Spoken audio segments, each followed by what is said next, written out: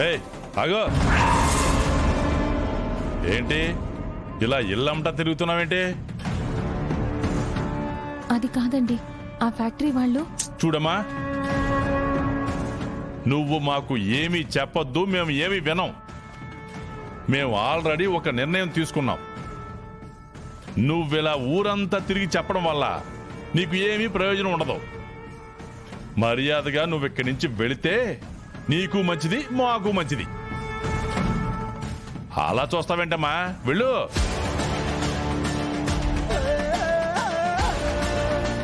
అరే వెళ్ళు.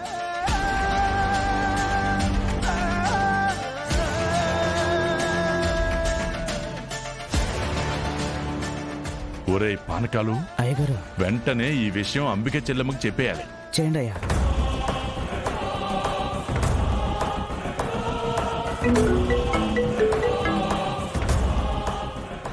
చెప్పన్నయ్యా.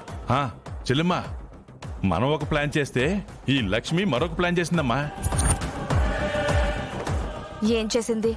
ఇల్లమ్మట తిరుగుతూ రైతులందరినీ పొలాలు అమ్మొద్దని చెప్తుందమ్మా. ఇప్పుడు ఎక్కడుంది? నేను కొంచెం గట్టిగా చెప్పేసరికి ఎవరింటికి వెళ్లకుండా మీ ఇంటికే బయలుదేరింది. సరే, కాసేపట్లో ఊరి జనం మా ఇంటికి వస్తారు. ఆ లక్ష్మి కూడా వస్తుంది. దాని గురించి ఏం చెప్పాలో మీకు తెలుసుగా. ఆ సంగతి నేను చూసుకుంటానమ్మా. ఇది ఊరు వాళ్ళందరి దగ్గరికి వెళ్ళి మేనేజ్ చేస్తుందా? రే పానకాలు, అయ్యా, ఆ లక్ష్మి ఇంటి దాకా వెళ్ళుంటుందంటావా? ఇల్లు పెద్ద దూరమేం కాదు కదా గారు, వెళ్ళిపోయే ఉంటుంది. ఆ లక్ష్మికి ఫోన్ చెయ్యాలరా.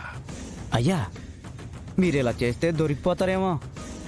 అందుకేరా నా దగ్గర ఇంకో నెంబర్ ఉందిగా, ఆ, దాని నుంచి గొంతు మార్చి చేస్తాను. ఆ లక్ష్మి నంబర్ మీకెలా తెలుసయ్యా? నా చెల్లెమ్మ పంపిస్తుందిరా.